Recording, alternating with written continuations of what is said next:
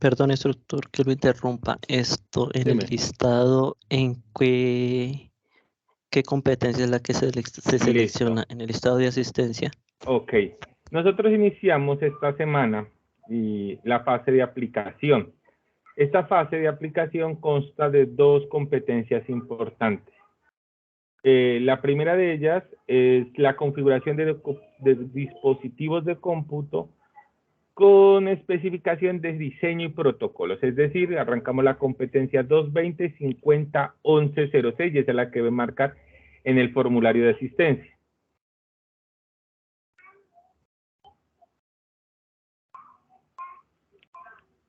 Esta competencia es un poquito extensa en términos de las evidencias que vamos a tener que entregar, pero nada que no sea realizable en el tiempo. Entonces, vamos a comenzar por aquí. Módulo, fase de aplicación, listo. Ok. Entonces voy a compartir la pantalla. Listo, vamos por acá. Entonces, bien, damos inicio a esta competencia que se llama configuración de dispositivos de cómputo de acuerdo con especificaciones del diseño y protocolo. Esta evidencia consta de 3 resultados de aprendizaje que lo vamos a revisar, perdón, con 4 resultados de aprendizaje que los vamos a realizar de manera semanal. Es decir, que las siguientes 4 semanas a partir de este momento vamos a trabajar con esta competencia. Esta competencia consta de 8 resultados, de 8 evidencias, que son las que ustedes van a tener que entregar. Hoy vamos a iniciar con el resultado de aprendizaje, planear actividades de configuración de hardware, dispositivos de cómputo y sistemas operativos, el cual consta de 3 evidencias. Las evidencias son muy cortas, muy precisas, así que son perfectamente realizables en el tiempo. Esta evidencia también va a venir acompañada de, próximamente, ya les programaré, de la competencia de integrar de prácticas DevOps o Development Operation. Es una, digamos, es una estrategia de trabajo o una cultura de trabajo para las empresas dedicadas al desarrollo de software orientadas a mejorar la productividad, mejorar la calidad del software y bueno, vamos a también involucrar. Esta semana arrancamos con esta y recuerden, las 4 siguientes semanas pues vamos a estar trabajando con estas sesiones. Bien, vamos a cambiar la pantalla y vamos a colocar acá. Bien, esta semana, esta es la 15, sí. Esta semana, pues ya iniciamos con la competencia que les dije, que va desde el 9 hasta el... uy, espérenme, yo estoy confundido. Las fechas no corresponden, aquí las hay que ajustarlas. Esto ustedes, esperen, aquí tengo, las voy a editar de una vez. Vamos a ir desde, sí, está desde el 18 de, oye, a ver. Del 18 al qué es? Del 18 al 10. Del 18, este es 18 al 24. No, Manuel, no más. Aquí vamos del 18 al 24.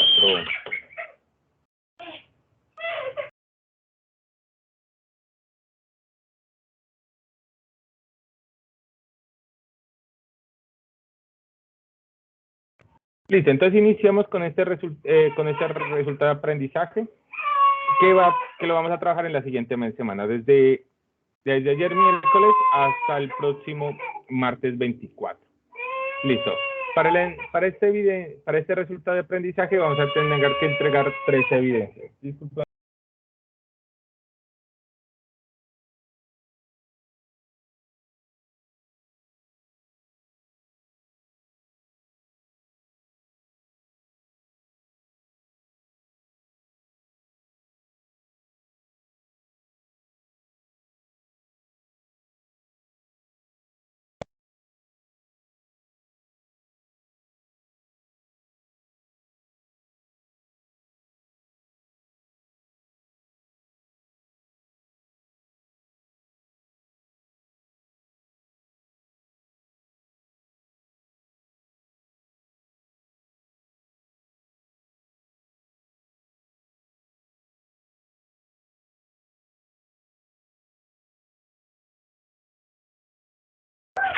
Bueno, entonces esta competencia consta de 3 evidencias. La primera es un taller que pueden hacerlo en línea, que corresponde a conceptos básicos de redes y networking. El segundo es un taller acerca de sistemas operativos. Y el tercero es algo de lo que nosotros trabajamos en una competencia anterior. Ustedes recuerdan la competencia donde trabajamos requerimientos, se llamaba licitación de requerimientos. Sí. Bien, aquí había un taller que se basaba en un documento que es la IEEE 830, donde ustedes hacían la especificación de requerimientos. Hoy vamos a tener que desempolvar ese documento y vamos a tener que hacerle algunas modificaciones. ¿Qué vamos a identificar? Requerimientos no funcionales. Es decir, que hoy vamos a dar la apertura del tema de requerimientos no funcionales. Bien, estas 3 evidencias, el cuestionario que se hace en línea, el taller de sistemas operativos y el informe de levantamiento de requerimientos no funcionales, vamos a tener fecha para el 24 de mayo de este mes, es decir, el próximo miércoles. El próximo miércoles, para que ustedes, por favor, programen sus actividades para el desarrollo. Esta actividad, la sesión del día de hoy la vamos a dividir en 3 partes. En la primera parte voy a hacer la explicación de los talleres, qué es lo que ustedes van a entregar, lo que vamos a entregar. En la segunda parte voy a hacer una ampliación acerca de algunos conceptos de la temática trabajada. Vamos a trabajar conceptos generales, a ustedes ya les tocará profundizar haciendo la lectura sugerida. Y en la tercera parte vamos a hacer una explicación pues respecto a lo del taller número 3 sobre requerimientos no funcionales para que ustedes puedan desarrollar apropiadamente ese taller. Entonces, bien. La primera evidencia, conceptos básicos formativos de redes. Entonces, ustedes se van a tener que desplazar a contenido del curso. En contenido del curso van a encontrar proyecto. En proyecto, ustedes se van a ubicar en módulo 5. Ya avanzamos de módulo. Nosotros estábamos trabajando en módulo 4 y arrancamos al módulo 5. En módulo 5 vamos a buscar guía de aprendizaje y vamos a buscar esta actividad, la GA5 220 50 1106. Si ustedes se dan cuenta, aquí hay una serie de instrucciones para navegar entre las diferentes evidencias y es con los botones de navegación izquierda-derecha. Todas las actividades de aprendizaje, todos los resultados, todas las evidencias que van a entregar de este resultado de aprendizaje están en este mismo espacio. Ustedes simplemente van a manejar a la derecha y se van a encontrar con el cuestionario.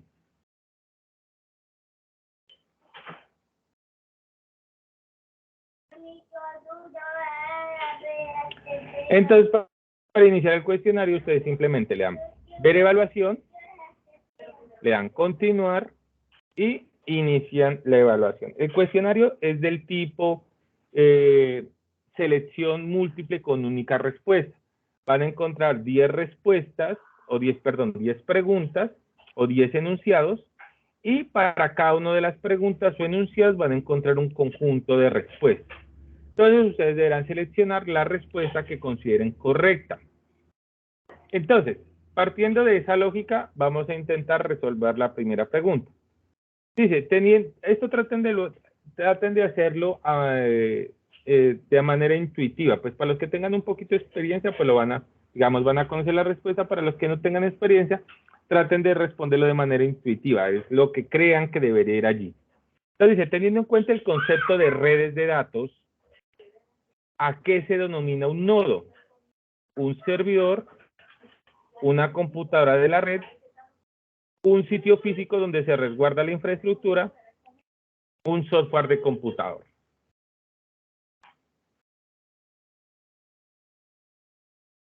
¿Cuál creen que es la respuesta correcta?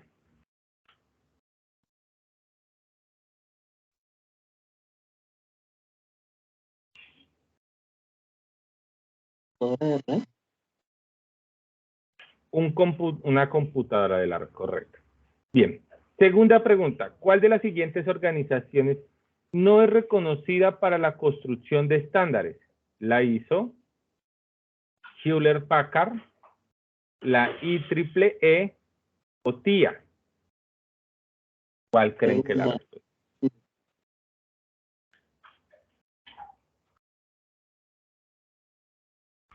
¿Cuál creen que es la respuesta correcta allí?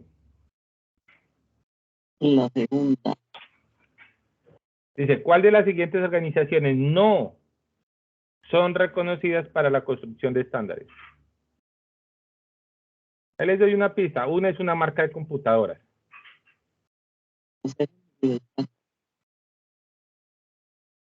Hewlett Packard. Es correcto. Bien. Esa es la lógica que ustedes van a manejar para responder esta evaluación. Esta evaluación va a estar abierta por una semana, es decir, hasta el próximo 24, y van a tener 3 intentos para resolverlo. 3 intentos. Su nota aparecerá inmediatamente, ustedes le den clic en enviar. Una vez ustedes le den clic en enviar, entonces aparecerá su nota. Esta prueba tiene una duración de 30 minutos. Es decir, que la deben desarrollar. Son conceptos muy sencillos. Algunas preguntas son de falso o verdadero, pero toda la información ustedes las van a encontrar en el anuncio. En el anuncio hay algo que se llama conceptos básicos de redes y networking. Entonces, ustedes van a ingresar aquí y miren que aquí vamos a encontrar definición y generalidades de redes de datos. Por ejemplo, aquí habla de las redes de datos.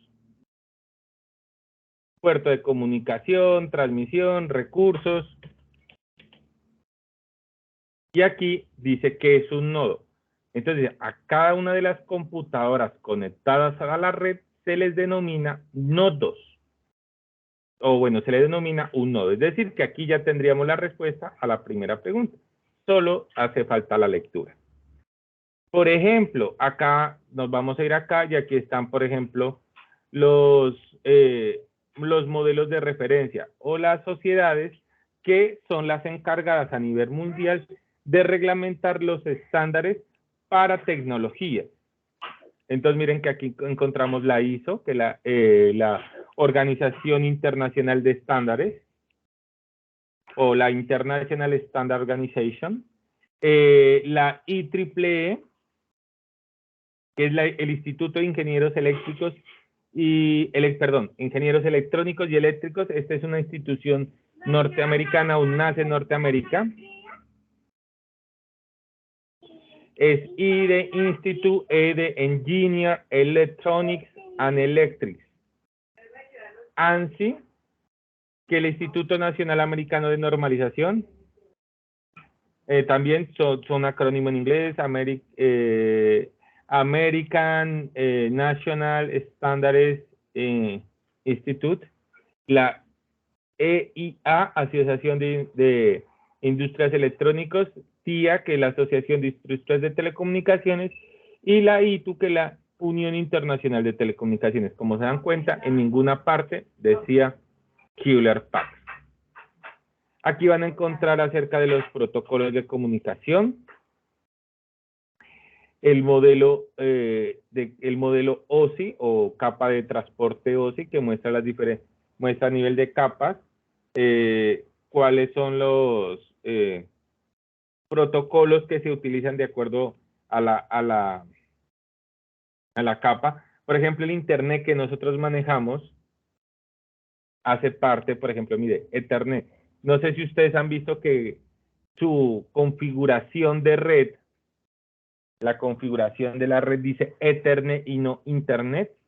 Pues Ethernet ese es un protocolo de comunicación que hace parte de la capa física de los datos. Por ejemplo,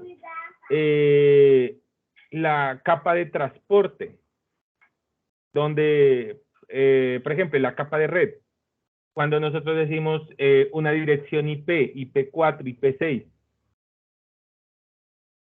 pues hace parte de la capa de red. Por ejemplo, los protocolos TCP/UDP hacen parte de la capa de transporte. Si ustedes tienen, por ejemplo, el Internet es TCP. Es un protocolo de transporte de datos. Mientras que las conexiones en streaming, por ejemplo, como el video que ustedes están viendo de esta reunión, es protocolo UDP. Ya las capas de aplicaciones, que es la capa más, digamos, la capa más grande, es, por ejemplo, el HTML. Digo, el HTTP, que es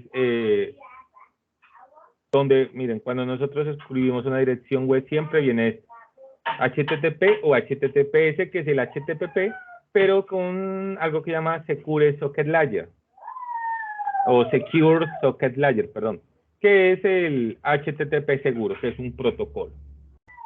Aquí hay un paralelo al modelo TCP/IP, que es básicamente otro modelo de eso.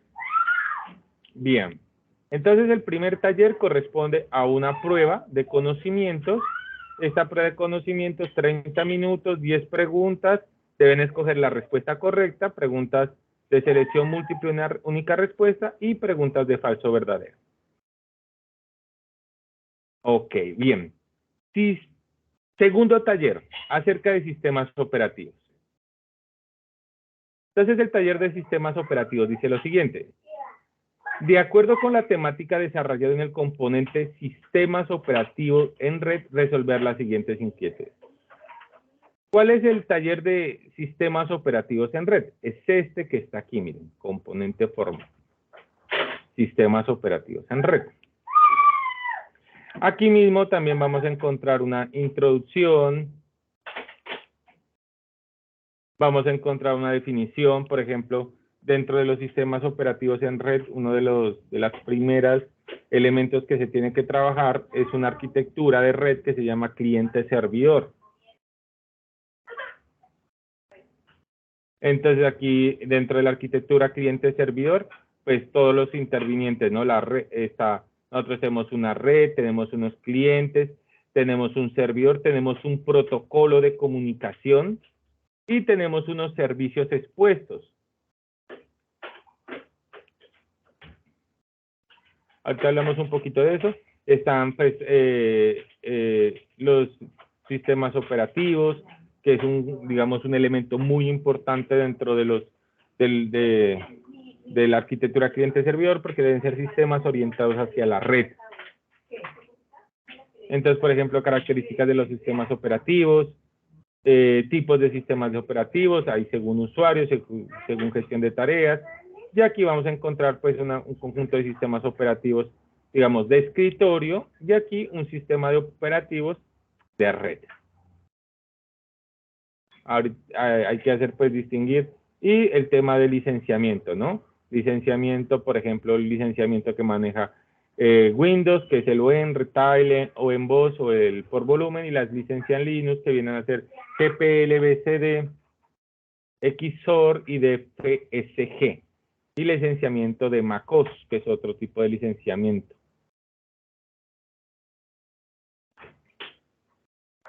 Bien, entonces, aquí, bueno, ahí está la información. Entonces, a partir de ese componente formativo, hay que resolver 3 preguntas. La primera pregunta dice, describa en sus propias palabras qué es y de qué se compone una arquitectura cliente-servidor. Citar por lo menos 2 ejemplos en las que se utiliza una arquitectura cliente-servidor. Miren que no les estamos preguntando por una definición. Estamos preguntándoles por una opinión en sus propias palabras. No pueden copiar y pegar texto. Tienen que hacer una lectura y a partir de esa lectura hacer un planteamiento. Entonces yo digo, la arquitectura cliente-servidor se compone de los siguientes elementos: una red, un servidor, un cliente, unos servicios, unos protocolos. Y desglosan su idea. Y citan 2 ejemplos. Entonces, dos ejemplos de donde se utilice esa arquitectura.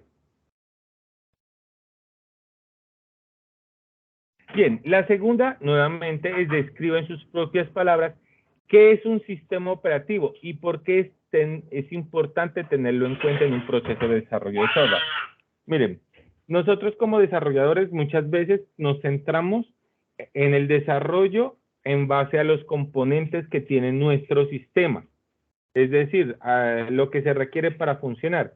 Pero en el momento de la implantación, las empresas tienen unas arquitecturas definidas que no siempre van a corresponder con nuestros ambientes de desarrollo. Eso incluye el uso de ciertos sistemas operativos. Por ejemplo, si ustedes desarrollan una aplicación para Windows que solo funciona en Windows y cuando van a una empresa y resulta que allá no tienen servidores Windows, sino servidores Linux, ustedes van a tener un problema. Porque su aplicación que desarrollaron no va a poder ser implementada. Entonces ustedes van a justificar con sus propias palabras la razón del por qué es importante tenerlo en cuenta. Y eso ya dependerá del tipo de aplicación que ustedes estén desarrollando. Por ejemplo, si su aplicación es una aplicación orientada a clientes, entonces tendrá que ver mucho el tema del sistema operativo local, si la aplicación que ustedes van a desarrollar es multiplataforma, es decir, van a funcionar en diferentes sistemas operativos o se van a centrar, por ejemplo, en un único sistema operativo, es decir, no, nos vamos a centrar en Windows porque el 90% de la población mundial que tiene computadores de escritorio maneja Windows. Entonces ustedes justifican su respuesta del por qué es importante tener en cuenta el concepto. No es importante usar un sistema operativo u otro. Lo que tienen que identificar y lo que tienen que sustentar es por qué es importante tenerlo en cuenta en el proceso de desarrollo de software. Y la tercera es que ustedes van a identificar y detallar 5 productos de software que se utilicen para hacer desarrollo de software. Y van a investigar qué tipo de licencia tienen cada uno. Entonces, les pongo un ejemplo. Nosotros trabajamos Java, ¿cierto? Entonces vamos a averiguar, o nuestro sistema lo vamos a desarrollar en Java, por decir algo. Entonces vamos a investigar qué tipo de licencia es Java. Entonces nosotros vamos y le colocamos Java, licencia. Entonces vamos a ver qué tipo de licencia.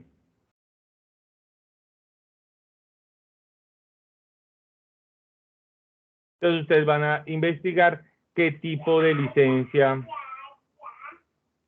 Entonces, por ejemplo, miren, aquí nos dice, ahora el OpenJDK está bajo el release OpenJDK, está bajo el origen GNU, que significa General Public License, que es un tipo de licencia que está acá. Mira, por ejemplo, acá, si nosotros miramos en sistemas operativos, el componente, la unidad 4, acá vamos en esta, la GNU-GPL, General Public License.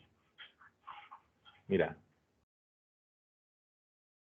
Entonces aquí ya tenemos la licencia. Por ejemplo, si dices, no, yo utilizo para desarrollar un IDE que se llama Eclipse. Entonces ustedes averiguan la licencia. Entonces la licencia de... No, pero este no es Eclipse el aplicativo. Java License. Miren, Eclipse. Por aquí ustedes van a encontrar la licencia. Generalmente en Wikipedia siempre aparece la licencia. Licencia. Miren, licencia. Miren, es una licencia pública que se llama EPL. O acá que dice que pero dice Eclipse, pero después dice Eclipse fue bajo Common Public License, que es un tipo de licencia, el Common Public License. Y este utiliza, por ejemplo, una licencia, son licencias de software libre, pero son incompatibles con licencia pública. Se llama Eclipse License Public. Entonces ustedes tienen que decir. Entonces ustedes, de acuerdo con las herramientas de software que utilizan, y eso incluye su sistema operativo, van a intentar identificar qué licencias utilizan. Entonces, ¿qué podemos tener en cuenta para las licencias? El lenguaje de programación que estemos utilizando. Por ejemplo, si utilizan JavaScript, si utilizan C++, si utilizan Python, si utilizan Java, pues son programas que ustedes utilizan para el desarrollo, entonces van a identificar el tipo de licencia que se tiene. Vamos a... si ustedes, por ejemplo, manejan un entorno de trabajo, así sea en línea, manejan, por ejemplo, Lucidchart, por decir algo. Uno dice gratis, ¿no? Pero también tiene un tipo de licencia. Entonces, Lucidchart, por ejemplo, esas herramientas en línea, manejan varios tipos de licencia.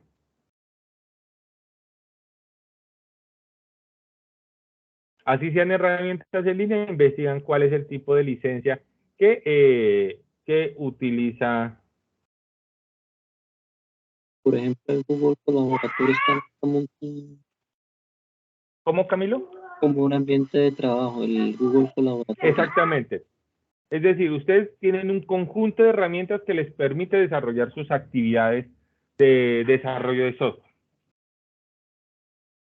Pero necesito que ustedes, nosotros como estudiantes generalmente, usamos los aplicativos sin tener en cuenta la licencia y lo que es peor. ¿Qué es lo que nos permite hacer esa licencia con esos aplicativos? Algunas licencias solo permiten usar, otras licencias permiten modificar, pero respetando los créditos del autor. Hay otras licencias que son pagas, es decir, tenemos que pagar para poder usar. Y si no pagamos, pues no usamos. Llamamos productos licenciados. Pero entonces eso es lo que quiero que ustedes investiguen. Van a escoger 5 de las herramientas que ustedes trabajan, incluyendo su sistema operativo. Si ustedes utilizan Windows 10, Windows 7, o si utilizan, por ejemplo, una distribución de Linux, Ubuntu. Entonces van a decir, mi sistema operativo tiene este tipo de licencia. Por ejemplo, la herramienta de desarrollo que tengo tiene este tipo de licencia. O este ID de desarrollo tiene este tipo de licencia. Entonces, vamos a hacer ese ejercicio de investigación. Entonces, primer taller, el primero y segundo, punto del taller de sistemas operativos es describir con sus propias palabras conceptos que están en el componente formativo, ¿no? Entonces, en el primero, que la arquitectura cliente-servidor. En el segundo, tema de la importancia de los sistemas operativos o tener en cuenta los sistemas operativos para desarrollar software. Nuevamente repito, no se equivoquen con la pregunta. No se está preguntando por qué son importantes los sistemas operativos. Se están preguntando por qué es importante tenerlos en cuenta para el desarrollo de software. Bien, seguimos entonces con el tercer taller. Ya está claro que la primera evidencia es un cuestionario en línea de networking. El segundo es un taller del componente formativo sistemas operativos en red. El tercer informe es el más especializado de los tres. En este voy a detenerme, digamos, en la tercera parte, a hacer una explicación. Porque pasa lo siguiente.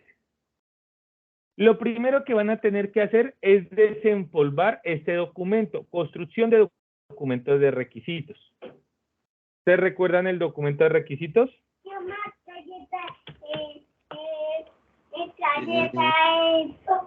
Ya se los... A ver si está aquí.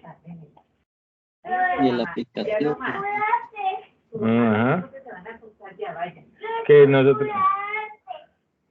Ejemplos del ejemplos.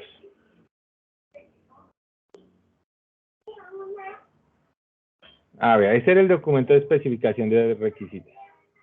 Era el documento de especificación de requisitos, que el versionamiento, qué requisitos, aquí está, especificación, miren, aquí está. Feedback del documento, entonces qué propósito, alcance, yo les decía, importante en ese momento era esto. Requisitos específicos y particularmente el 3.2 que se centra en los requisitos funcionales. Entonces se les dio a ustedes un modelo en el cual ustedes definían los requisitos funcionales en el 3.2. Entonces miren, aquí están los requisitos funcionales. Entonces yo les decía, tienen que tener un nombre, una característica, una descripción del requisito, tienen que tener usuarios, los usuarios afectados.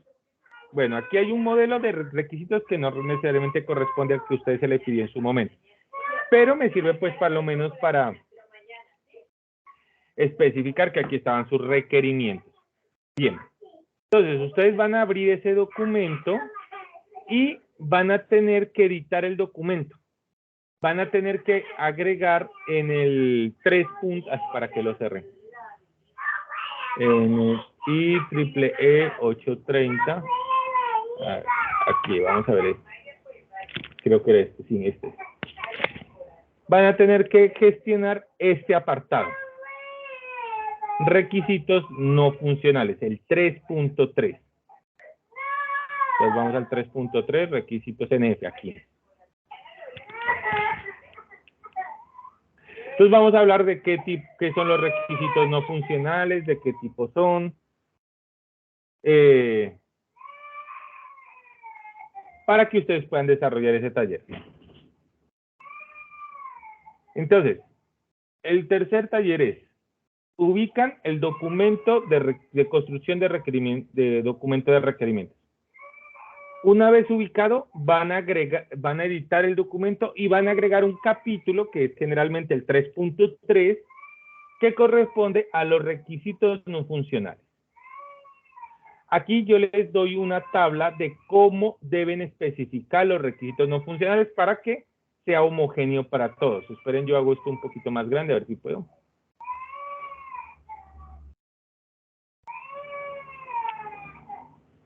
A ver si se ve más grande. Allí.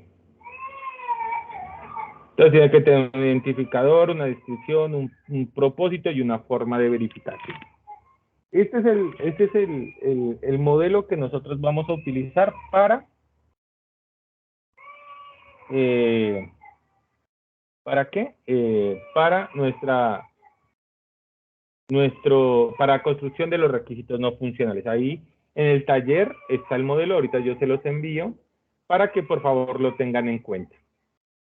Finalmente, vamos a complementar o vamos a verificar, según sea el caso, que el documento contenga los perspectivas del producto, funciones del producto, características del usuario, restricciones, requisitos funcionales y requisitos no funcionales. Esto es, en otras palabras, es que contenga estos elementos: propósito, alcance, de perspectiva del producto, funcionalidad del producto. Es decir, complementar su documento. Nosotros hicimos en su momento un documento, digamos, nos centramos en algo muy básico que correspondía a los requisitos funcionales, es decir, a documentar de una manera organizada y estructurada los requisitos no funcionales.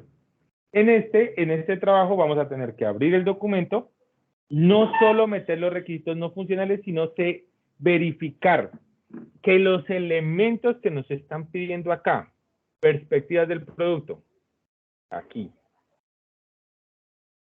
funciones del producto o funcionalidad del producto, acá, característica de los usuarios, acá, restricciones, acá, estén gestionadas esa información, es decir, que van a tener que estar el documento completo hasta el punto 3. En los documentos habían puntos 4, 5, 6, eso no nos interesa. Entonces, puntos 1, 2 y 3 debidamente gestionados. ¿Eso qué quiere decir? Que si ustedes hicieron la tarea bien en el primer taller, en el de requerimientos, pues eso no lo van a tener que hacer en este. Hay algunos que desde ese momento me entregaron requisitos no funcionales. Lo único que van a tener es que ajustarlos al modelo que se le dio. Y verificar que esos elementos que se les piden del documento estén presentes. Si no están presentes, entonces lo complementan.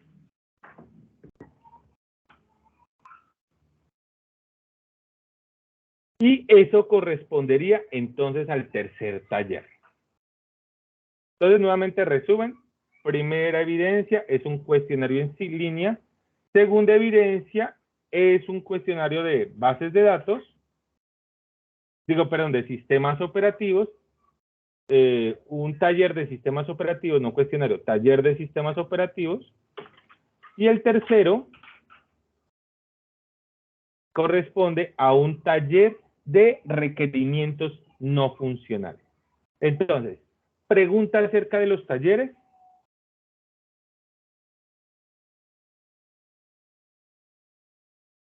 En el tercer taller, o sea, prácticamente es como ajustar un poquito más, por ejemplo, primero, segundo y tercer punto de ese documento ya un poco más, como le digo, más refinado, ¿cierto?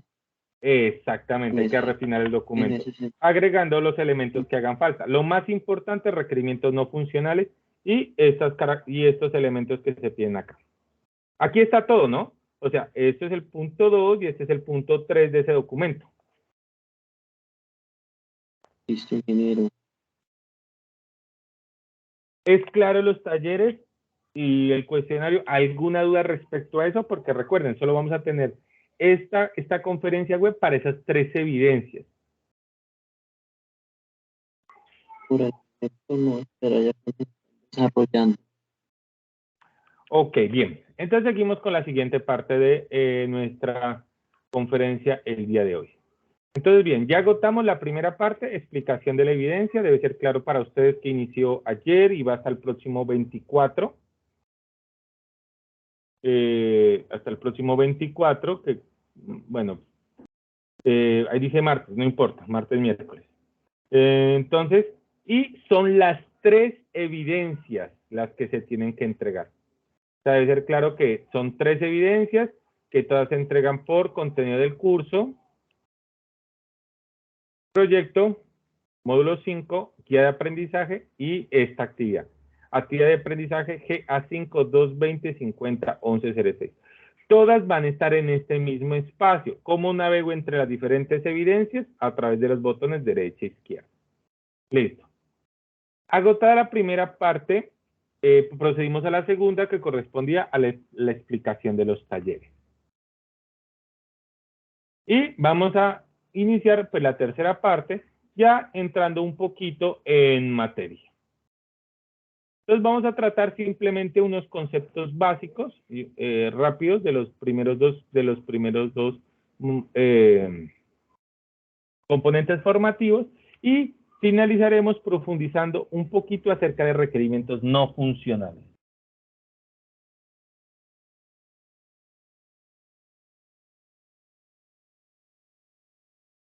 Bien, entonces vamos a arrancar con los conceptos básicos de redes. ¿Quién me dice qué es una red de datos? ¿O cuál es la funcionalidad de una red de datos?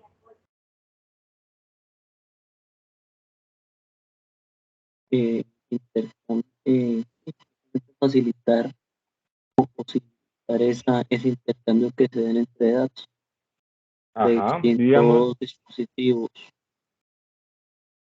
Ok, Camilo, excelente. O sea, básicamente hablamos de compartir, ¿no?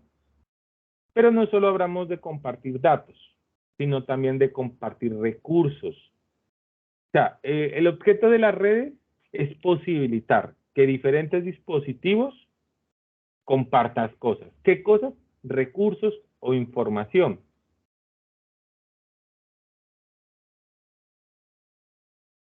Listo. O en una red de datos, vamos a encontrar diferentes elementos que son necesarios al momento de compartir, ¿no? En una red. Lo primero que, bueno, quiero pasarme aquí. Vamos a ir avanzando un poquito. Modelos de referencia, ¿no? O me salté mucho. Pero en sí, me salté demasiado.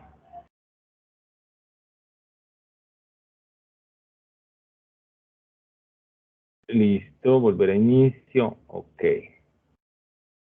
Vamos a ver, es que no me están reproduciendo los videos.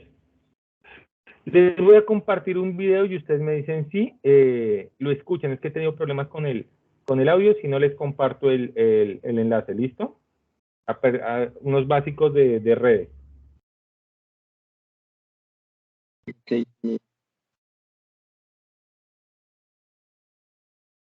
Esperen, yo abro esto acá. Ajá.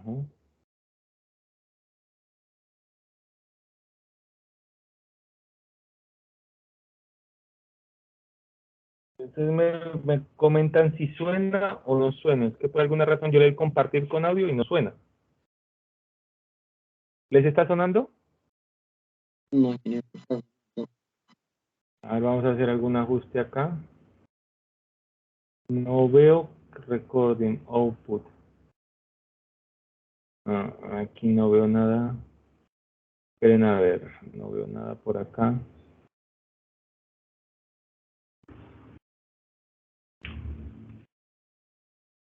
Esperen, yo miro algo por acá. HDMI.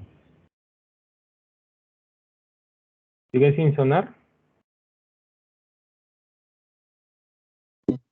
y todavía no se escucha. Ok.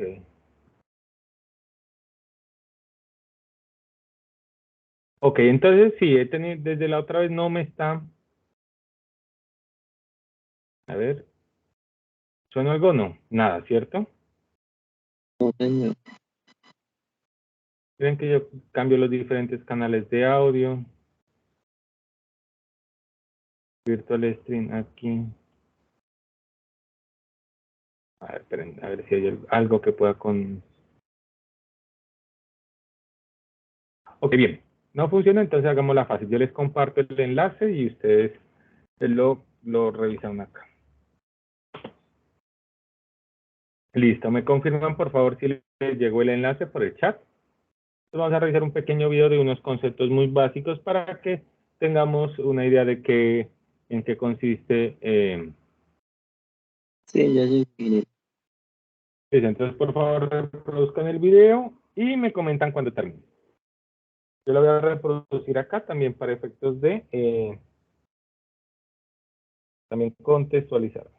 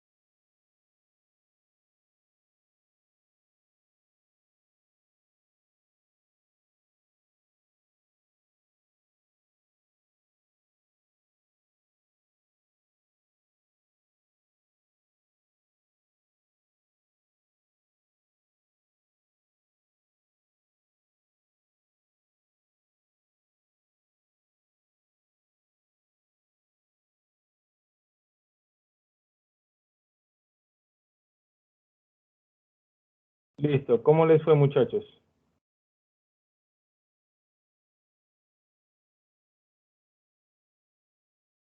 El ingeniero que lo estoy viendo ahorita, lo de la actividad se me notó. Ok.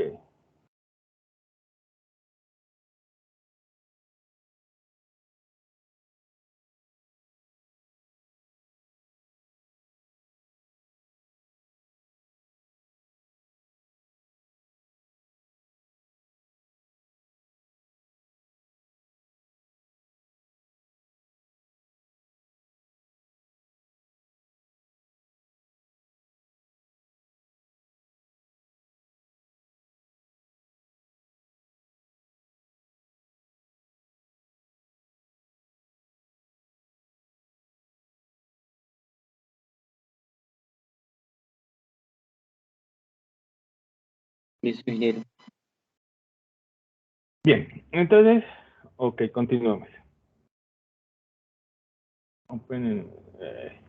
Exactamente, bien. Entonces, ahí, bueno, ¿sí se ve? ¿Sí se ve? Ok, más o menos se ve. Listo, entonces para que exista una red de comunicación necesitamos una serie de elementos. Primero es el modelo de referencia. El modelo de referencia establece cómo es la lógica para compartir esos recursos y esa información a través de una red física entre diferentes equipos que estén conectados en esa red. Vamos a tener también un medio de transmisión, es decir, por donde se propague la señal. Recuerden, el modelo de referencia no es algo físico propiamente, sino que nos dice cómo está estructurada nuestra red. El medio de transporte corresponde a la estructura física, al cableado, al que conecta un equipo con otro equipo. Uno habla de cableado en sentido figurado, no en el sentido estricto de que tiene que ser un cable, porque existen redes de comunicación y que lo vamos a ver acá por los medios de transmisión que no solo son cableados, sino que son inalámbricos.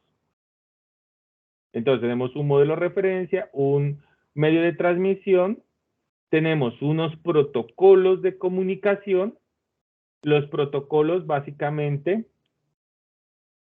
nos dicen cómo van a llevar esa información a través del medio de transporte. Ellos establecen, ellos son como los transportadores.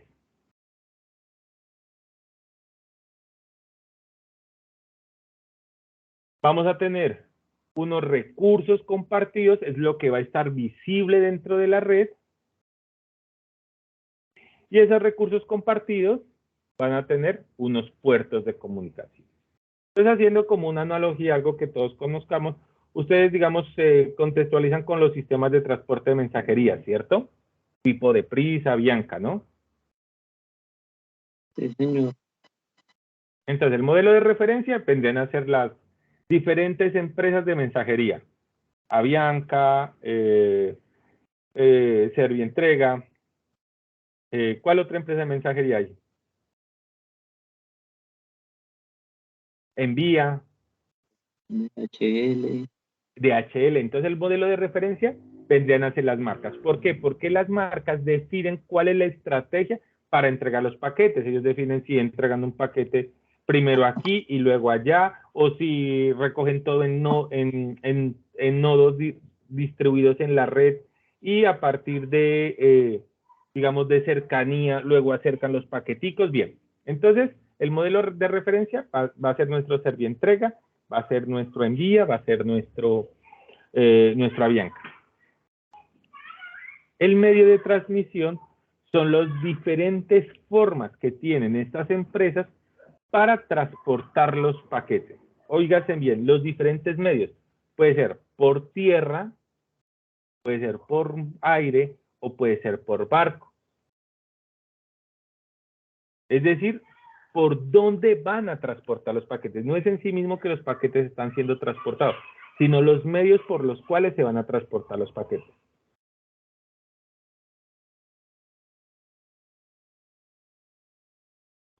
Listo. Los recursos compartidos van a ser los paquetes que se envían, van a ser lo que se comparte. O sea, un recurso en un nodo puede compartir varios paquetes, entonces son los paqueticos que se comparten. Los protocolos de comunicación, pues dependiendo del medio de transmisión, van a encargarse de llevar los paquetes. Entonces el protocolo puede ser el carro, que lleva el paquete por tierra, o el protocolo de comunicación puede ser el avión que lo lleva por el aire, o puede ser el barco que lo lleva por el agua. Y el puerto de comunicaciones es por donde se reciben los paquetes, es el destinatario final. Entonces, modelo de referencia, Avianca, tomamos Servientrega, decide usar un medio de transmisión por tierra. Le coge un paquete del recurso compartido, se lo entrega al protocolo de comunicaciones, él a través del medio de transporte se desplaza y llega hasta un puerto de comunicaciones que entrega el paquete. Entonces, digamos, esa sería la analogía en términos de redes. Esos modelos de referencia, pues hay muchos modelos de referencia que están dados por las asociaciones de estándares americanos, pero existen, digamos que son dos, los más significativos. Uno, es que aquí no es puertos de comunicación, esperen, yo lo miro por acá. Ah, no está.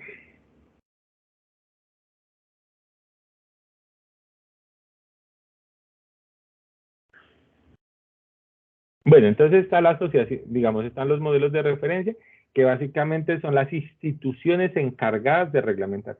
¿Por qué es importante tener un acuerdo acerca de cómo se deben construir las redes? Porque hoy hablamos de redes globalizadas, no estamos hablando de redes caseras ni redes locales, sino que hablamos de equipos que se están conectando en todas las partes del mundo. Este tipo de conexión solo es posible porque se normaliza las prácticas de construcción de redes de datos. Entonces, modelos de referencia les permite a cualquier, digamos, a cualquier ingeniero en cualquier parte del mundo que quiere implementar una red, utilizar un modelo comúnmente aceptado en el mundo, que le va a permitir que esa red se pueda interconectar con otras redes que a su vez se pueden interconectar a otras redes más grandes de tal manera que se genere un ecosistema de redes mundial. Toda la red. Es por eso, y de hecho es posible, gracias a estos estándares, que ustedes hoy se conecten conmigo y que yo les pueda hablar a ustedes. Porque son a través de estas redes por las cuales yo puedo comunicar información, y es posible gracias a esto. Los protocolos, como yo ya les había comentado, básicamente son los encargados de transportar la comunicación. Ellos definen una serie de estrategias. Generalmente, los protocolos, existen diferentes tipos de protocolos de acuerdo al tipo de paquetes que se tenga que transportar.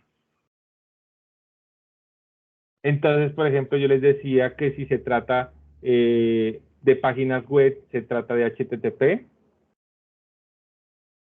Y de hecho, HTTP, la última P que recibe es por protocolo. ¿Quién me dice qué significa HTTP?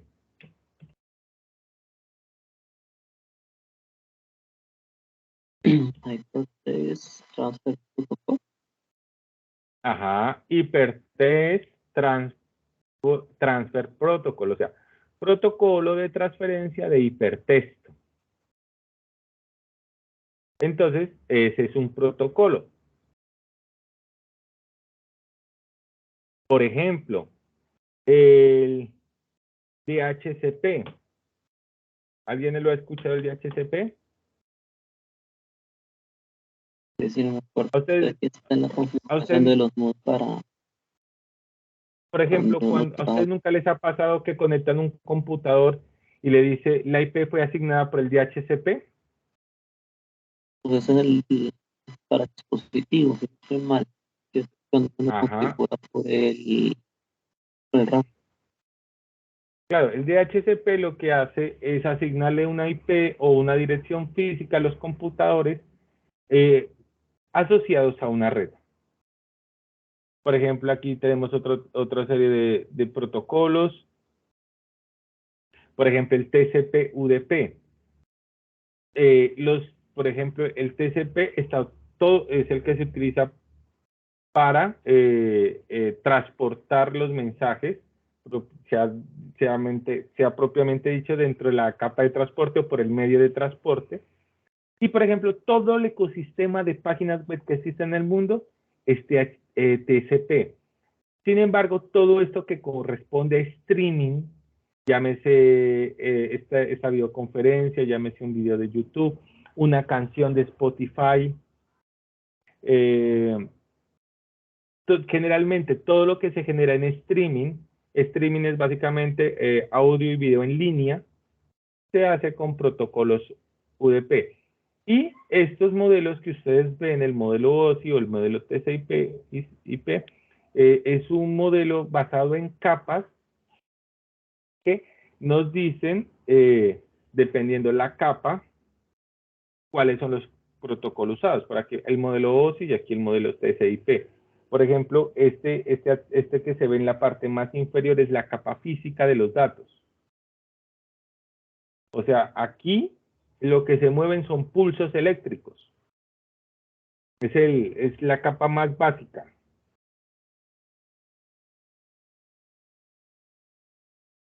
Y así, pues en la medida que se van agregando capas, pues las capas ya agregan un nivel de complejidad a la red y por tanto vamos a tener protocolos más especializados. Por ejemplo, toda la comunicación en Internet en el mundo se basa en estos dos protocolos, IPv4 y IPv6.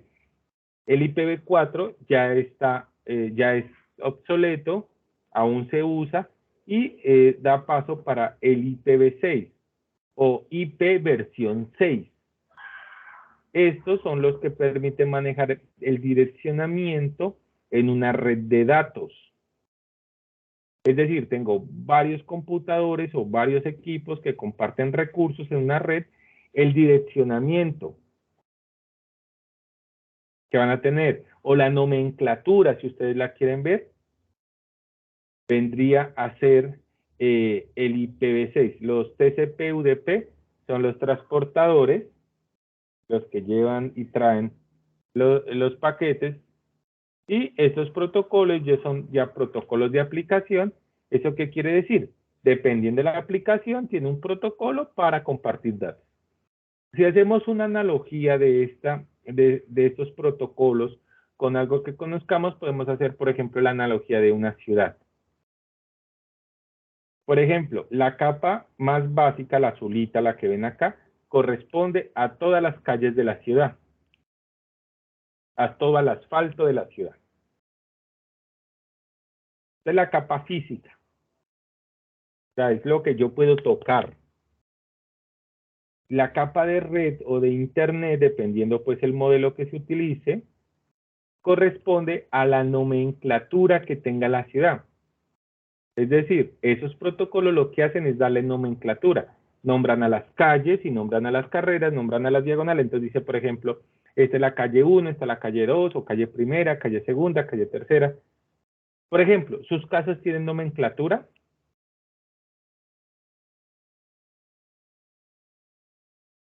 Sí, sí, Por ejemplo, Camilo, ¿de dónde es tu casa? ¿Vos sos nariñense o sos de otra región?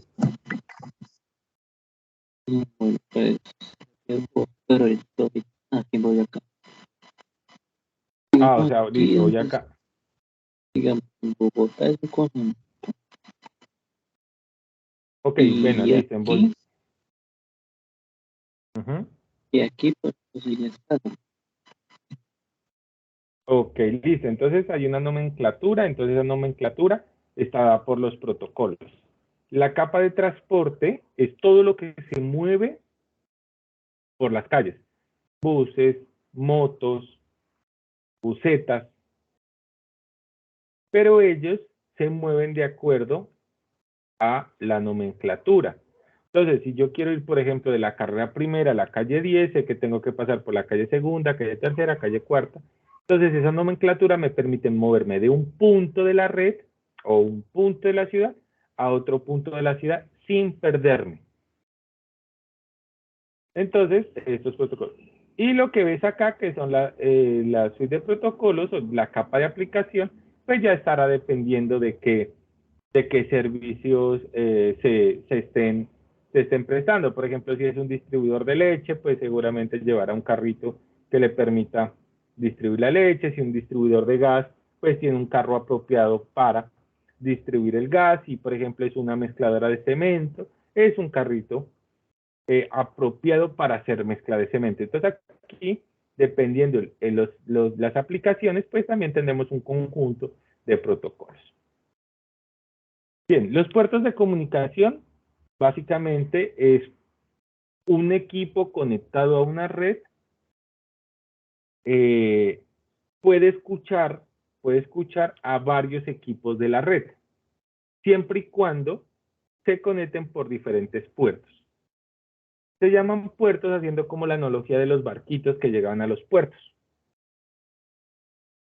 Entonces, un equipo o un servicio que se conecta a la red o que comparte recursos por la red, dice, este recurso lo voy a compartir en algún puerto en específico. Un computador tiene 36.000 puertos lógicos, entonces tiene la posibilidad, entre comillas, de compartir 36.000 recursos.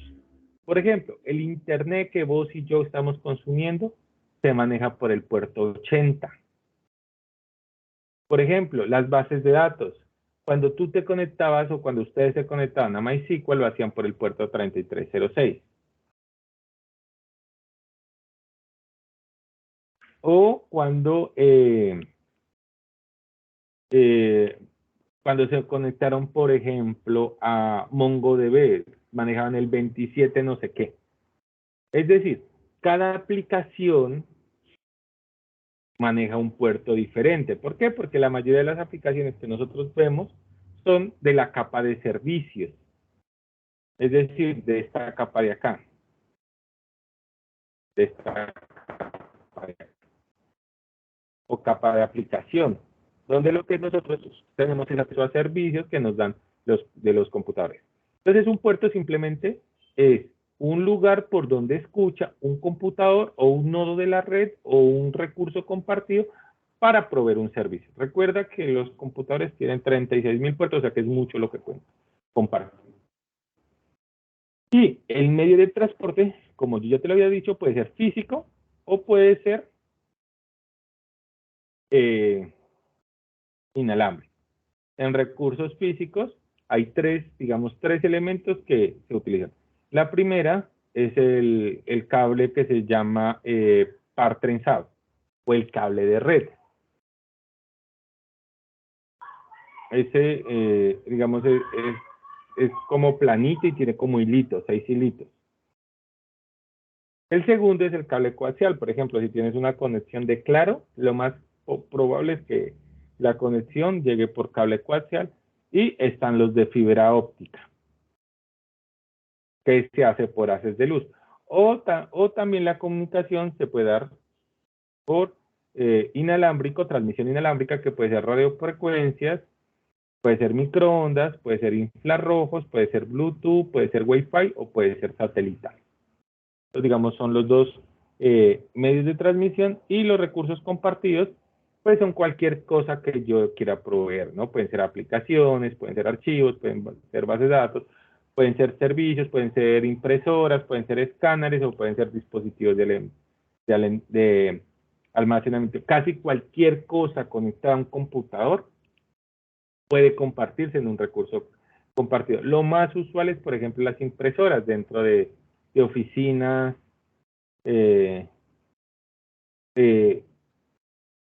no se compra una impresora por punto de trabajo, sino que se deja una impresora de red, y todos los trabajos que se manden de las diferentes oficinas llegan a ese punto de impresión y se genera la impresión. ¿Alguna pregunta respuesta al componente de conceptos básicos de redes y networking? No. Listo, entonces avanzamos. Tema de sistemas operativos.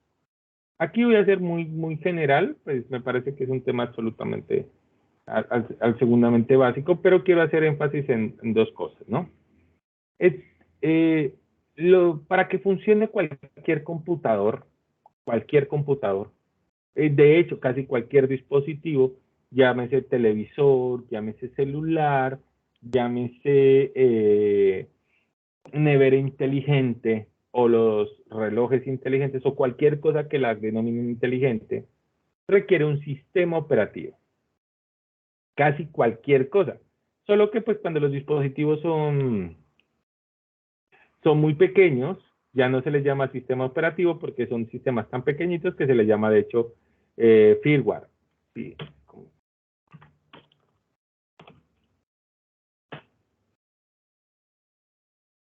que se les llama. Ujú. Entonces, es un componente de software que permite controlar el hardware, pero tiene la misma, digámoslo, la misma finalidad. Listo. Esos sistemas operativos se dividen en dos grandes grupos. En los sistemas operativos para los clientes, ¿quiénes son los clientes? Los usuarios común y corriente de dispositivos electrónicos. Entonces, sistemas operativos para clientes, y de esos encontramos, por ejemplo, cuando hablamos de computadores de escritorio, portátiles, encontramos tres grandes sistemas operativos. Windows, que actualmente tiene Windows 11, que es la última versión. ¿Vos qué versión tenés, Camilo? La 10. Ok, entonces Windows 10, antes la 8, la 7, Vista, XP. Tenemos Mac OS, o que le dicen iOS, y tenemos Linux. Entonces son como los tres grandes dominadores del mercado de computadores de escritorio o portátiles. Ahora, con el boom de los celulares son dispositivos inteligentes. Esos celulares manejan también sistema operativo. Normalmente están dominados por dos grandes grupos. iOS, que es el sistema operativo móvil creado por los mismos desarrolladores de Mac OS, y Android, que es un sistema desarrollado por la gente de Google.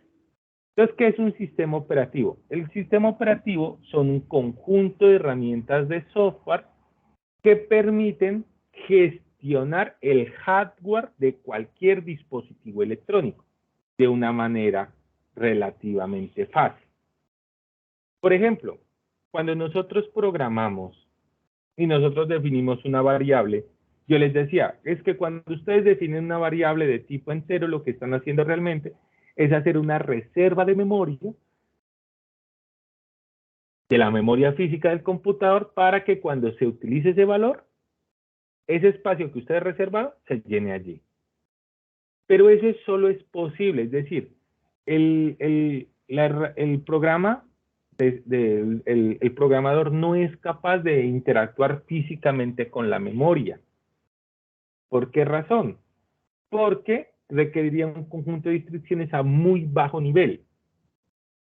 Para eso, utiliza herramientas del sistema operativo que implementan herramientas que sí pueden manipular la memoria física.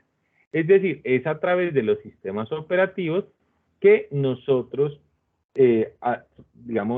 podemos administrar recursos de hardware. Aquí ya, pues aquí hay una ayudita para su taller. Y aquí la importancia de definir desde la etapa de desarrollo cuál es el sistema operativo. ¿Por qué razón? Porque cada sistema operativo maneja un conjunto de instrucciones diferentes para acceder a los recursos del hardware de la máquina. Es por eso que si nosotros desarrollamos un software que sea para múltiples sistemas operativos, nosotros debemos considerar cuáles nos pueden servir o qué lenguajes de programación nos pueden servir que cumplan con esa finalidad. No todos los lenguajes de programación lo permiten. Por ejemplo, Visual.net, que es uno de los entornos de desarrollo más populares. .NET, si bien tiene componentes para desarrollar en Linux, su fuerte desarrollo se centra sobre computadoras Windows. Por ejemplo, programar en Java, en C++, en Python, estas son multiplataforma, es decir, nos permiten trabajar ya sea en sistemas operativos, Linux, Mac o Windows. para los sistemas operativos móviles es otro paseo. Nosotros debemos involucrar otro tipo de lenguajes de programación para poder, por ejemplo, uno que funciona en Windows no te va a funcionar nativamente en Android. Android tiene su propia suite de desarrollo que permite desarrollar aplicaciones para Android. Lo mismo pasa para iOS. Tiene una suite de desarrollo. Por ejemplo, de momento no existen aplicaciones que sean multiplataformas para estas dos tecnologías, sobre todo porque iOS es muy cerrada. Entonces no permiten, digamos, tener una aplicación que funcione acá y funcione acá. Normalmente cuando tú observas una aplicación que está disponible en tiendas Android y tiendas iOS, es porque realmente el desarrollador tuvo que hacer un doble trabajo desarrollando primero para Android, luego desarrollando para iOS. Aunque ya hay herramientas que facilitan el trabajo, ¿no? Bien. Los segundos tipos de sistemas operativos son los sistemas operativos en red. Los sistemas operativos en red, lo que permiten, ¿dónde están los sistemas operativos en red? Acá. Listo. Los sistemas operativos en red lo que nos van a permitir son lo mismo que permite el sistema operativo de escritorio. Es decir, una interacción entre el hardware físico de la máquina y los diferentes aplicativos que funcionan. Pero tienen una finalidad.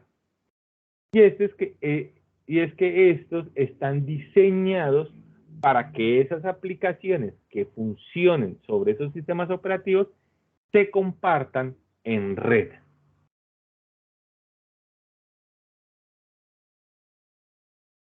Aquí, pues nosotros encontramos, digamos, tres variaciones. Mira que aquí, por ejemplo, la de los celulares desapareció, porque el core de los sistemas operativos para celulares es para dispositivos, es decir, individuales, pero no están orientados para proveer servicios en red.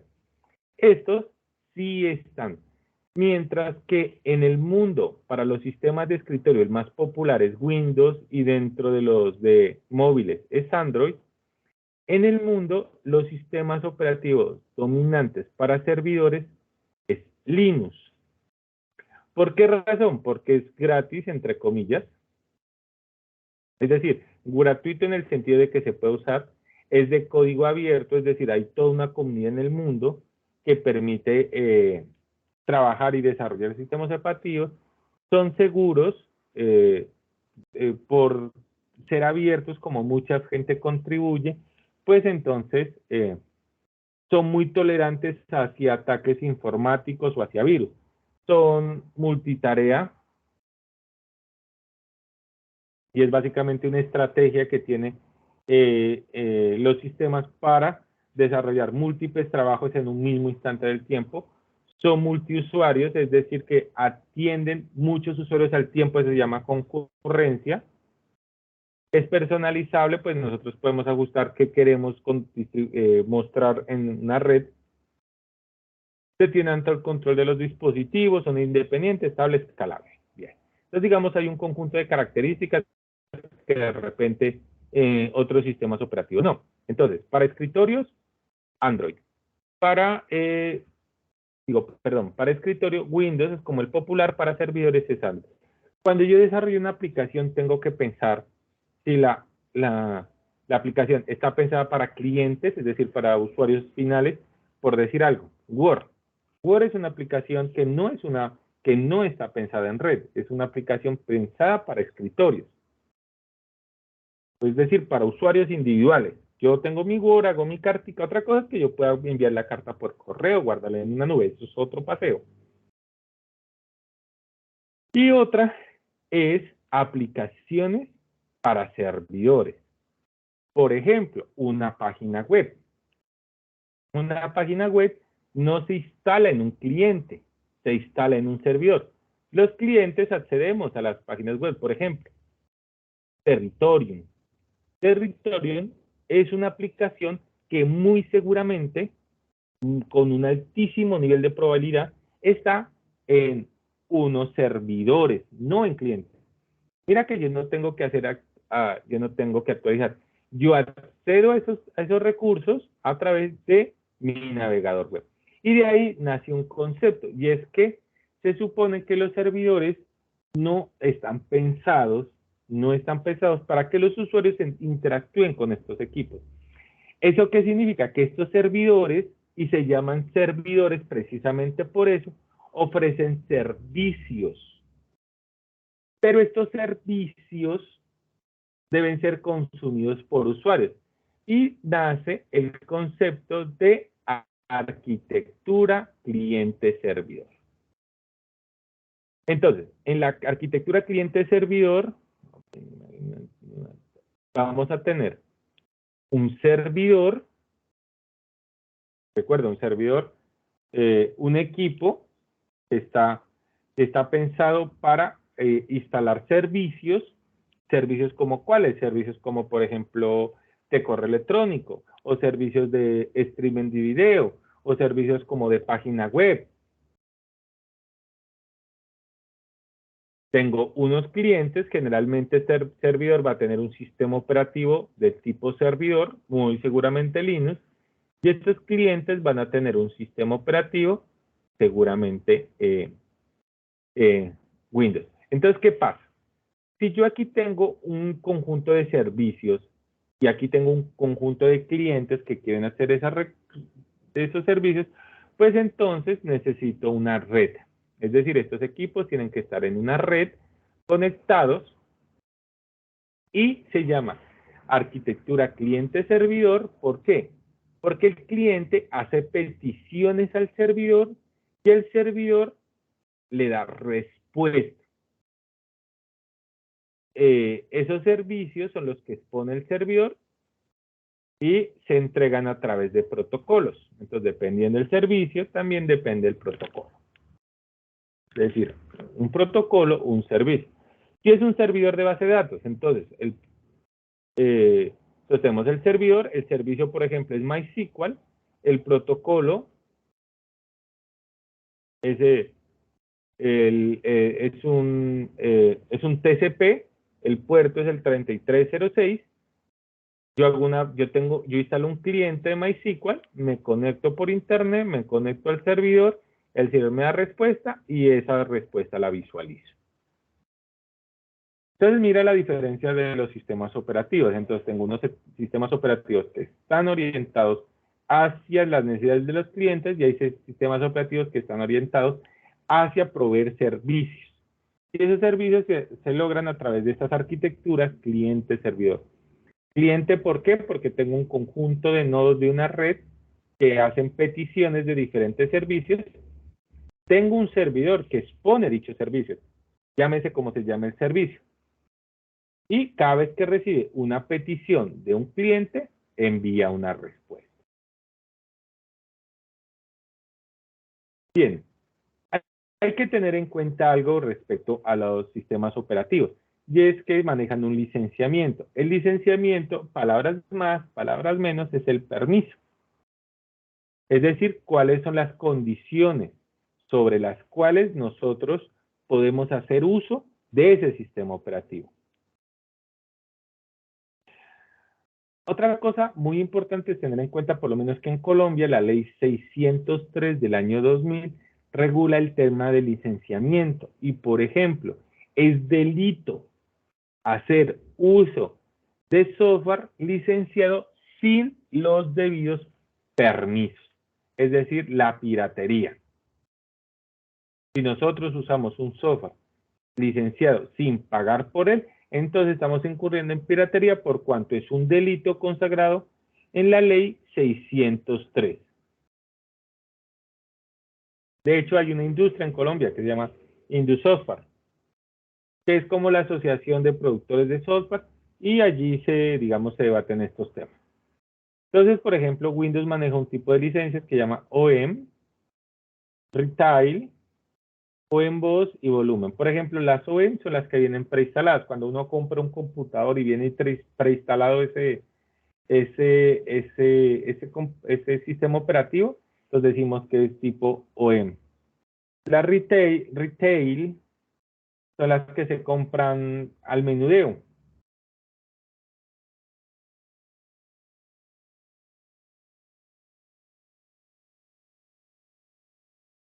Las OEMBOS son licencias preinstaladas, pero que se entregan en un medio físico. Normalmente eso era antes, eso ya casi no se da ahora. Venía pegado en el computador una clave. Y uno se metía a internet, colocaba esa clave y licenciaba Windows. Y volumen es un tipo de licencia que permite con una licencia ejecutar o instalar ese en múltiples computadores. Por ejemplo, no sé si vos lo sepas o ustedes lo sepan, ustedes tienen acceso a una serie de recursos y creo que el SENA tiene, eso sí te tocaría averiguarlo, convenio con Microsoft. Eso lo que le permite, por ejemplo, es que los estudiantes del SENA puedan bajar distribuciones licenciadas de Office.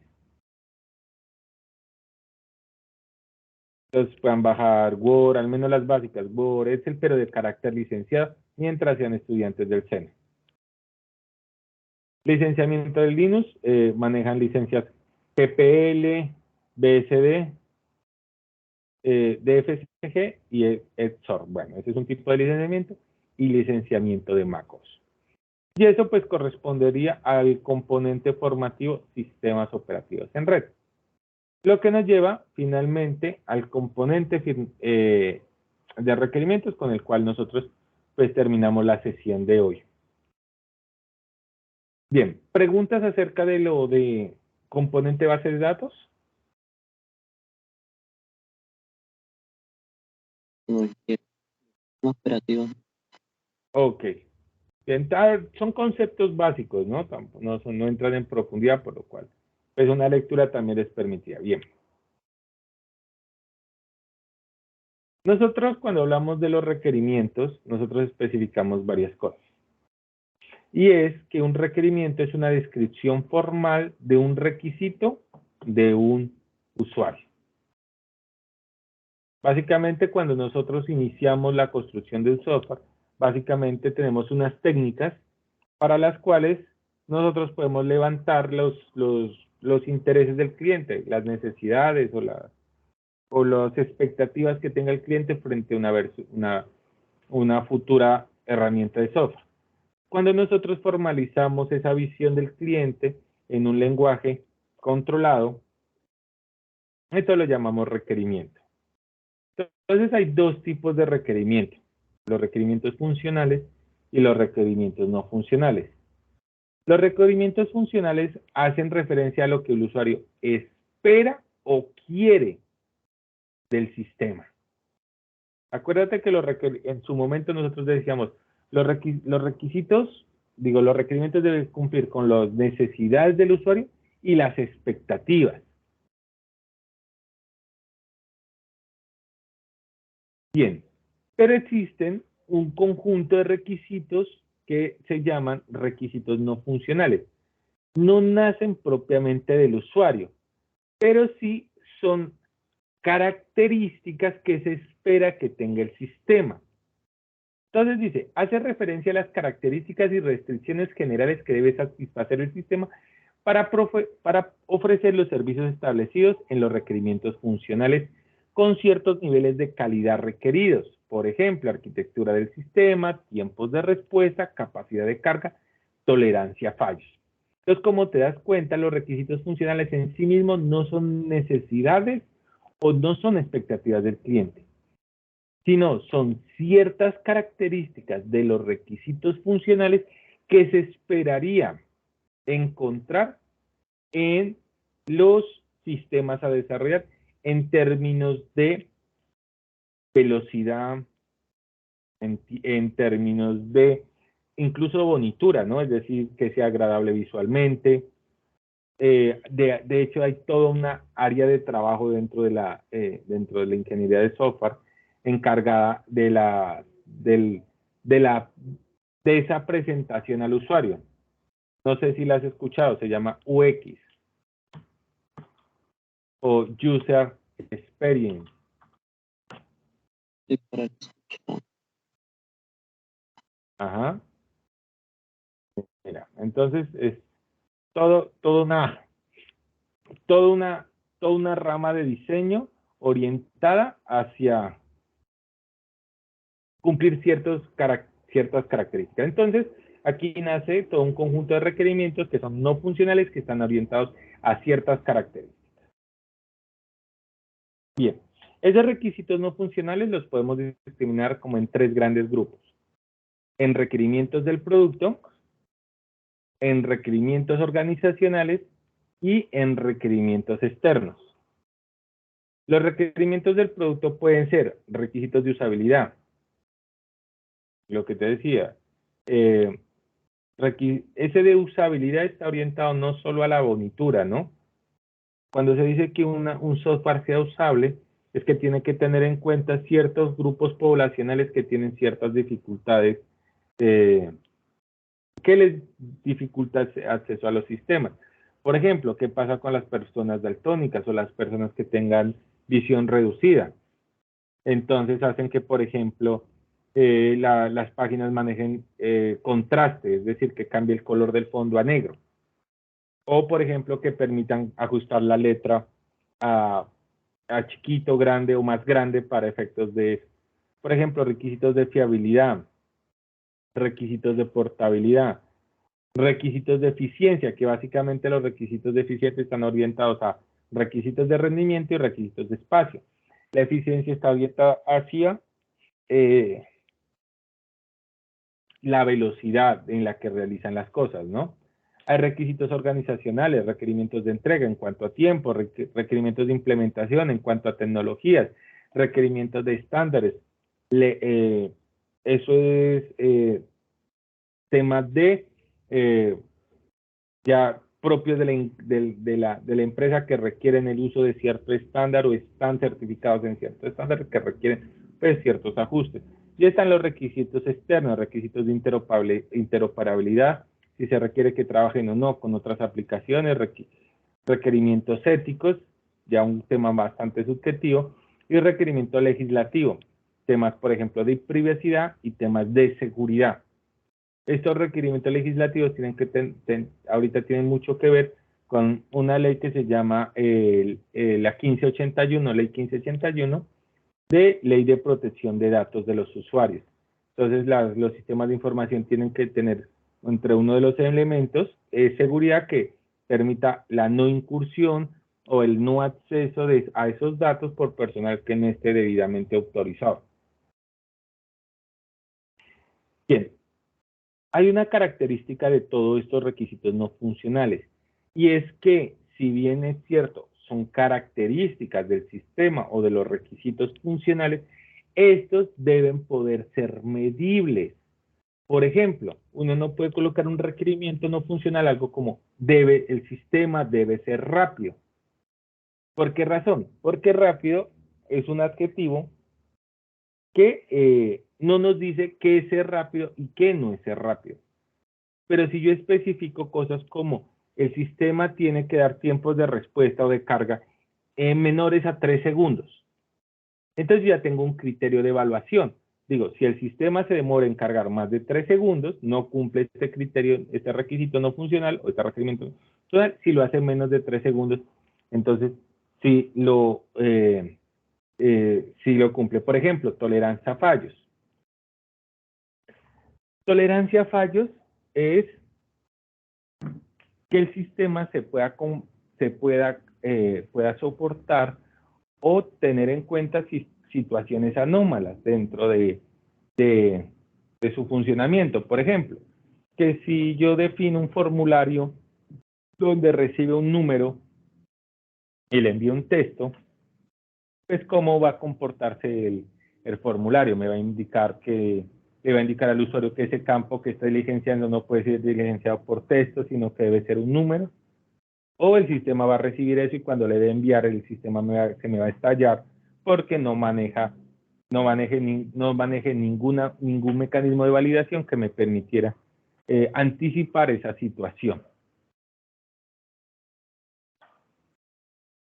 Entonces, en esos casos, pues, entonces yo desarrollo requisitos no medibles. Entonces yo no puedo decir, por ejemplo, un requisito no funcional es que el sistema debe ser tolerante a fallos. Yo debo decir exactamente frente a qué y cómo debe comportarse. Aquí, por ejemplo, aquí en este componente formativo, aquí vamos a encontrar el libro de Ingeniería de Software de Somerville, y aquí vas a encontrar, o sea, el libro completo, ¿no? En el capítulo de Introducción a la Ingeniería de Software, por aquí están requisitos no funcionales, por dónde están. Requisitos, contenido por acá, desarrollo ágil, ingeniería de requerimientos. Y por acá están los requerimientos no funcionales.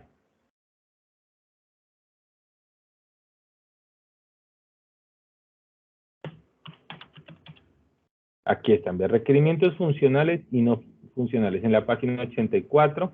Entonces aquí puedes ampliar el concepto de requerimientos no funcionales, mira.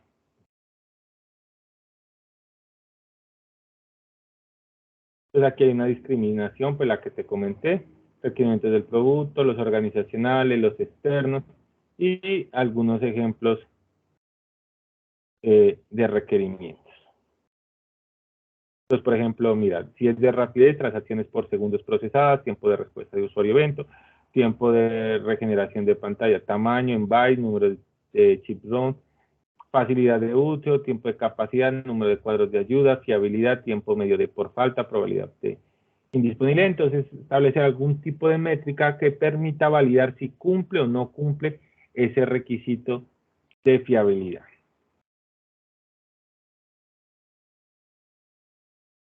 Bien, vamos a utilizar este formato también está en el taller. Entonces, vamos a usar un identificador, que es un identificador de requerimiento. Vamos a establecer una descripción. Básicamente, la descripción debe permitir tener un contexto acerca de lo que se quiere probar o lo que se busca validar.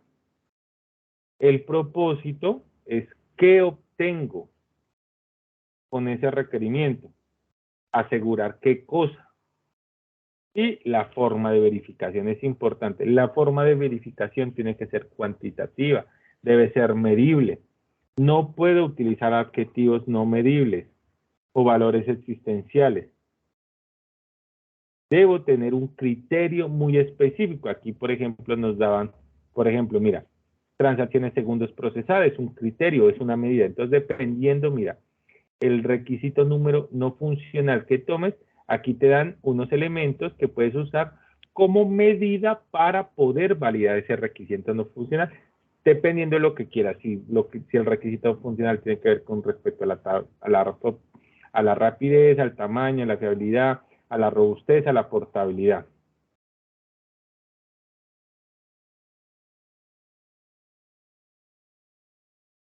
Entonces aquí vas a escribir, señor. Esa tabla que nos pones ahí, ese es más o menos el mismo formato que se tendría que poner en el documento estandarizado, ¿no? Sí, ese es el formato sugerido. Si quieres utilizar una variación del formato, no hay problema, pero asegúrate que como mínimo ese formato incluya estos campos. Ah, listo, perfecto.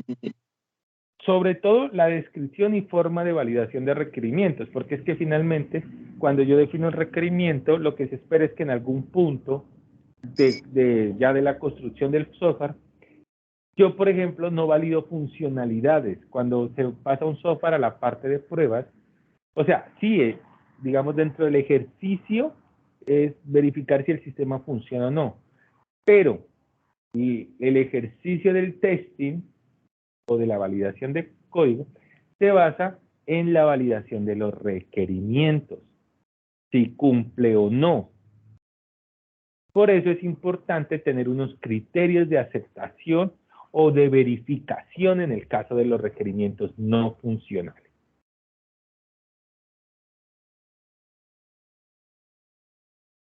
Aquí hay un videito, te lo voy a compartir, que habla acerca de las arquitecturas de software. Sí, porque tocó así, porque no tenemos de otra manera. para que le eches un objetivo y vamos dando pues, vamos cerrando la sesión de hoy.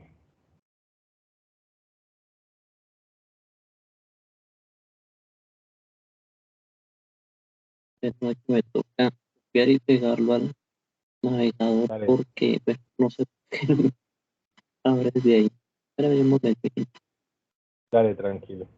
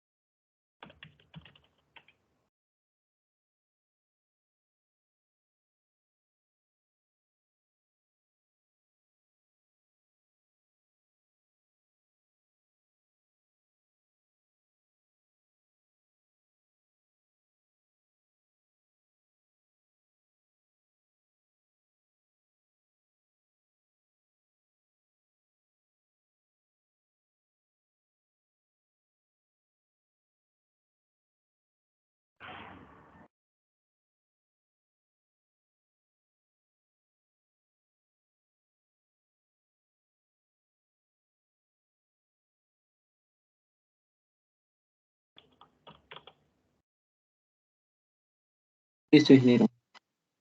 Listo, ¿cómo te fue, Camilo? Y hay que definir toda la arquitectura, cómo funciona, comunicación con clientes, definir la plataforma, como lo más importante. Ok, Camilo, entonces, ojo con lo siguiente. Uno de los digamos, de los elementos más importantes de los requerimientos no funcionales es definir esos componentes de arquitectura de software. Es decir, dependiendo de la aplicación que vayas a desarrollar, dentro de los requerimientos no funcionales también van a estar requerimientos de arquitectura. Programas, por ejemplo, sobre los cuales va a funcionar o se va a desarrollar la aplicación.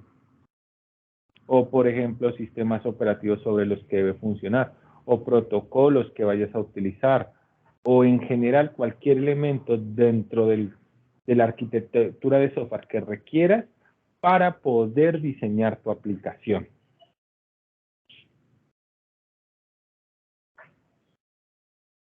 Entonces, para que lo tengas en cuenta. Bien, y con tema de arquitectura de software, entonces cerraríamos el tercer componente que corresponde a identificación de requerimientos. Aquí la parte más importante, pues, es que tengas claro cuáles son los requerimientos no funcionales y en el documento que yo te comenté, pues hagan las debidas modificaciones.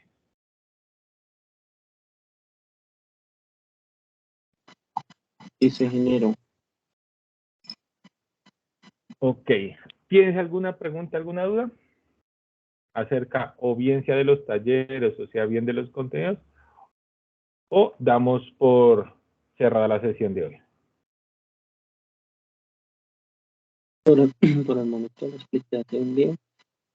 Después mientras desarrolla la actividad si surge alguna duda. Listo. Igual recuerda pues que mañana viernes tengo horario de atención toda la mañana. Cualquier duda, cualquier inquietud que tengas frente este o cualquier taller, pues estaré atento. Igual pues también ha sido costumbre pues que cuando requieran que no necesariamente sea horarios de atención, pues también he estado presto para apoyarles. Eso, ingeniero. Gracias. Listo. Entonces que pasen una feliz noche y estamos en contacto. Listo, ingeniero. Buenas noches. Hasta luego. Luego.